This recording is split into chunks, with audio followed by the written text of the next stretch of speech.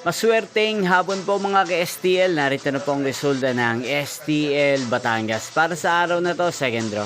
December 27, 2025, araw ng Sabado.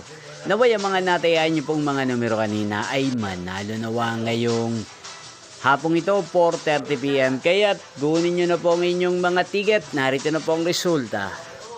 Ang mga numerong nanalo sa STL Batangas ngayong hapong ito, December 27, 2025, 4:30 PM.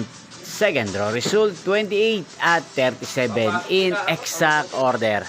At ngayong hapong ito sa STL Batangas, atin pong i-shoutout si Kuya Arwin ng Batangas na araw-araw pong nanonood sa channel ito. Shoutout po sa inyo, Kuya Arwin, at Merry Christmas po sa inyo.